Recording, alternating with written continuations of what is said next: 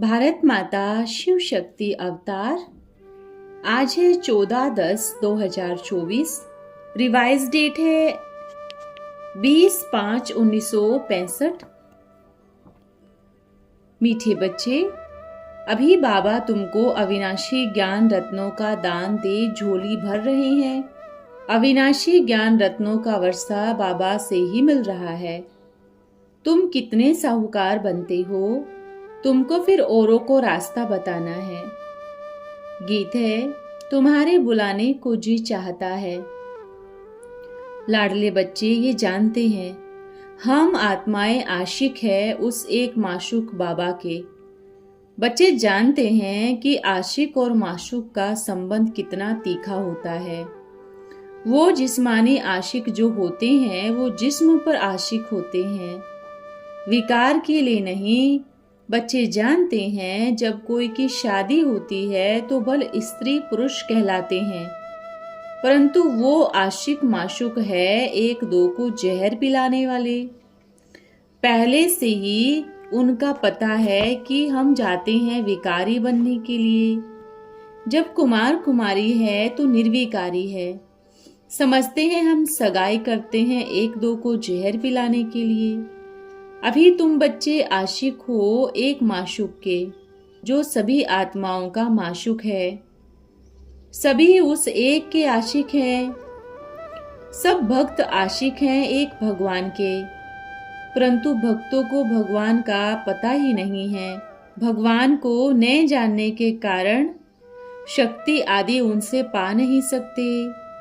साधु संत आदि पवित्र रहते हैं तो उनको कुछ न कुछ अल्पकाल के लिए मिलता है।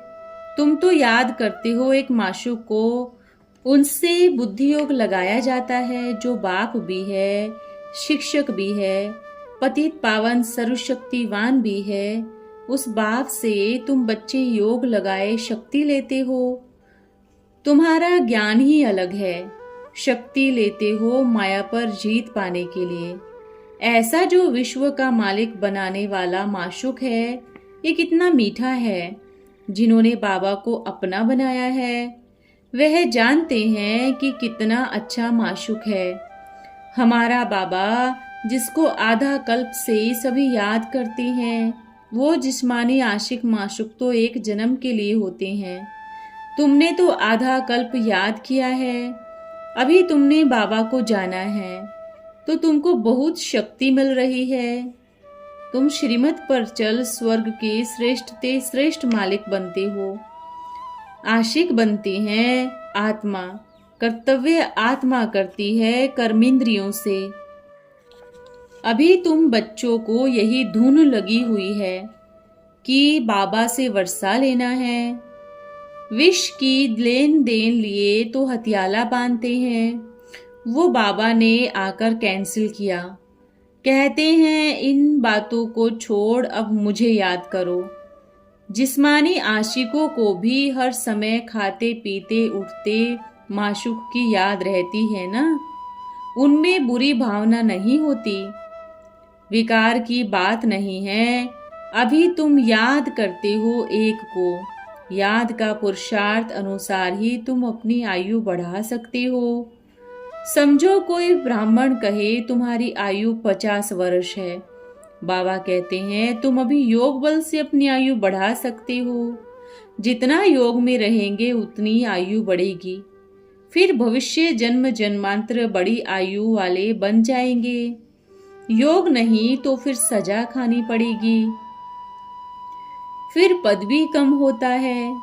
भल सुखी तो सब बनेंगे, परंतु योग और पढ़ाई में फर्क सारा पद का रहता है। जितना पुरुषार्थ उतना ऊंच पद। धन तो नंबरवार होगा ना, एक जैसे सभी धनी तो नहीं हो सकते। तो बाबा समझाते हैं बच्चे जितना हो सके श्रीमत पर चलो। आधा कल्प तुम आसुरी मत पर चले हो, जिससे तुम्हारी आयु कमती हो गई।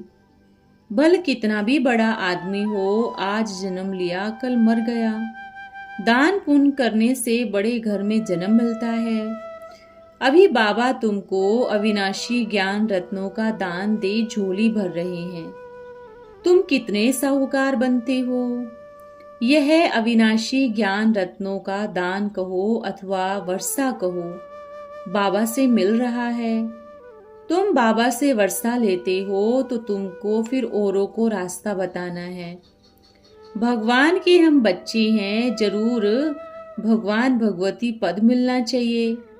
भारत में, नई दुनिया में गॉडेस लक्ष्मी, गॉड नारायण राज्य करते हैं, क्योंकि गॉड द्वारा पद मिला हुआ है। परंतु बाबा समझाते हैं, अगर उनको गॉड गॉडेस कहेंगे तो यथा राजा रानी तथा प्रजा को भी गॉड गॉडेस कहना पड़े, इसलिए देवी देवता कहा जाता है। तुम जानते हो हम भारत को स्वर्ग बना रहे हैं। श्रीमत पर हम राजयोग सीख रहे हैं, फिर राजभाग पाएंगे। परमात्मा ही स्वर्ग की स्थापना करते हैं, तो जरूर नरक में आवे, तब तो नरक को स्वर्ग बनावे। जो आत्माएं कल्प पहले बने होंगे वो ही आएंगे। सब एक जैसे तो नहीं होते ना, नंबरवार पुरुषार्थ अनुसार करते हैं। आजकल तो बच्चे पान का बीड़ा उठाते हैं। बाबा फलानी बच्ची को बहुत मार पड़ती है, हम उनको बचाने लिए युगल बन जाते हैं। अभी यह तो ठीक है ना, दोनों अपनी सर्विस में लग जाएंगे, परंतु यह तब संभव होगा जब दोनों बाबा से शक्ति लेकर पवित्र बनेंगे और अपनी अपनी कर्मेंद्रियों पर विजय प्राप्त करेंगे। आग कपूस की परीक्षा होगी। बाबा खुद लिखते हैं, कायर मत बनो, अपनी परीक्षा लो। काम की आग तो नहीं लगती, बहादुर बनना चाहिए। भल कोई पवित्र भी रहते हैं, फिर ज्ञान की धमक भी चाहिए, धारणा चाहिए।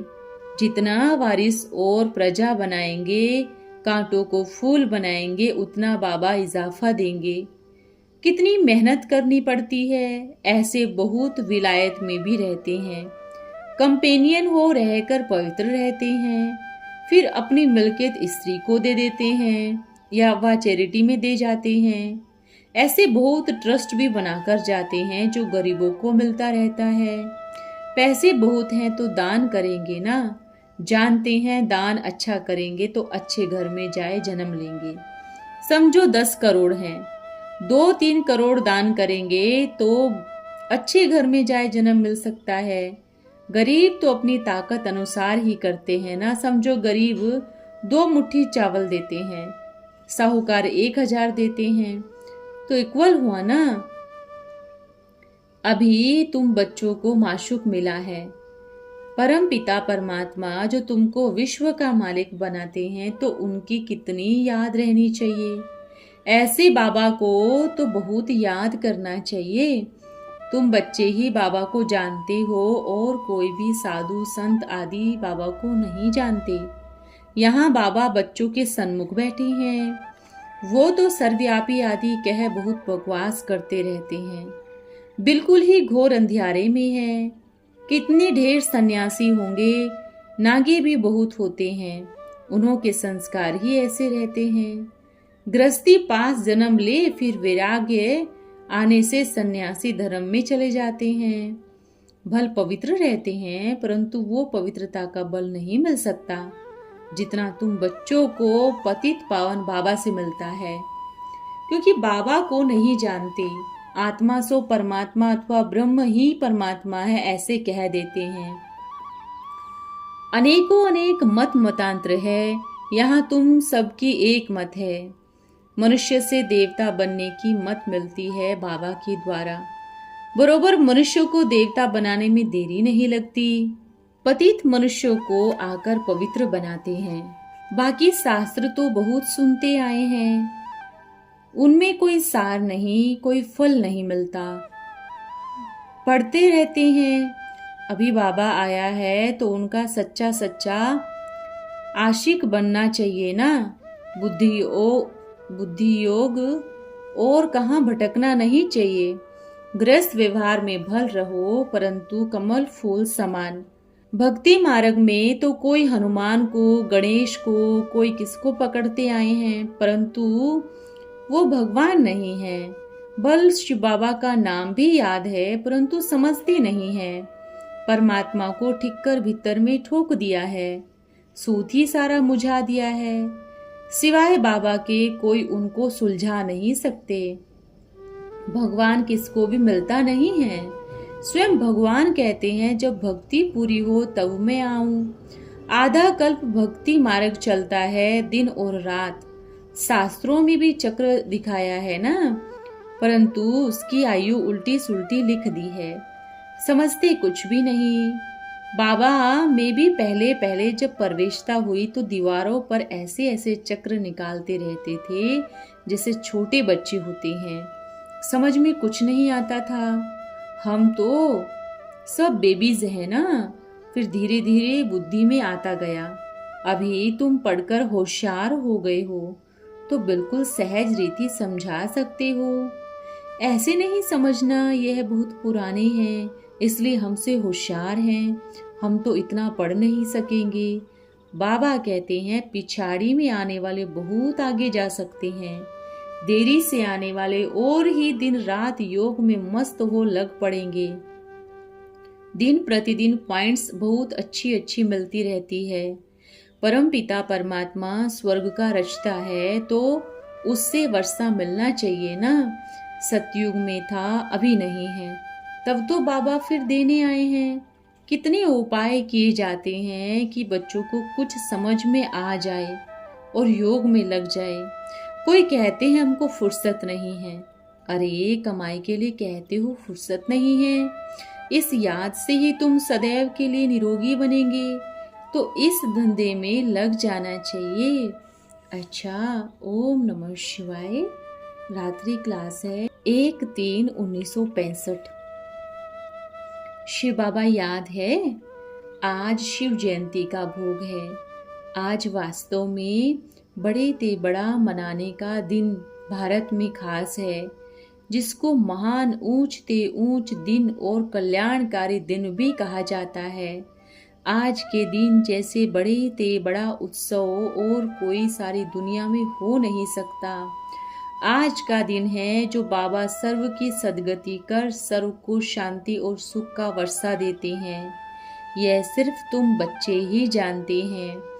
और भल शिव की पूजा करेंगे, मंदिर में जाएंगे, परंतु इतना रहस्य और खुशी जो तुम्हारी बुद्धि में है वह कोई के पास नहीं हो सकती।